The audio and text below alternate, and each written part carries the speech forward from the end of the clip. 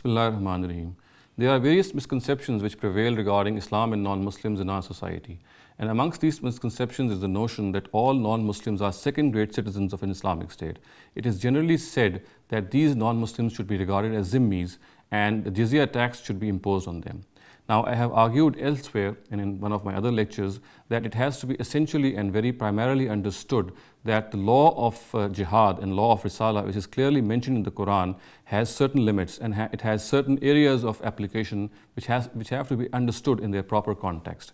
I have already explained elsewhere that in the times of the Prophet Muhammad, as was the case in the times of other messengers of God, the Almighty punished people who deliberately denied the truth. And in fact, he was the person, he was the being who came forward and punished them. The messengers of God and their followers were just weapons who he used for this purpose.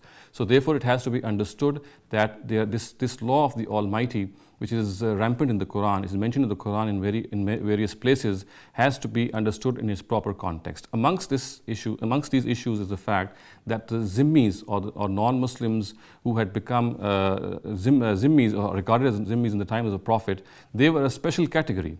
And as I said earlier in some of my lectures, that jihad which was waged in the time of the Prophet Muhammad primarily was waged against two people of two denominations, people who were mushrik or the polytheists and people who were the Ahl Kitab or the people of the book who were primarily monotheists.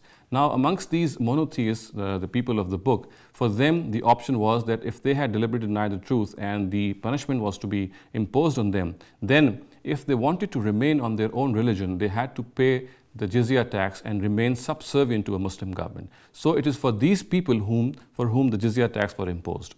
Now today, of course, we cannot wage war against non-Muslims because they are on the basis of their kufr.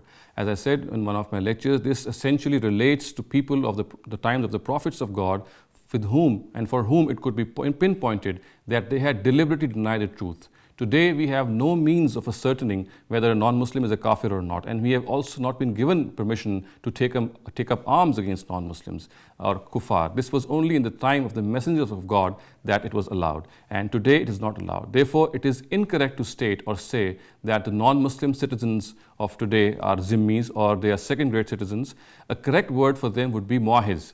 Muahid means a citizenship on the basis of a contract. So a contract has to come into being between the non-Muslim denomination of a Muslim country and with the Muslim country, the government of the Muslim country itself. And these terms of the contract could be any. And on the basis of this, we have to call these non-Muslims as muahids, citizens on the basis of contract, and they cannot be classified as zimmis for reasons I have stated earlier.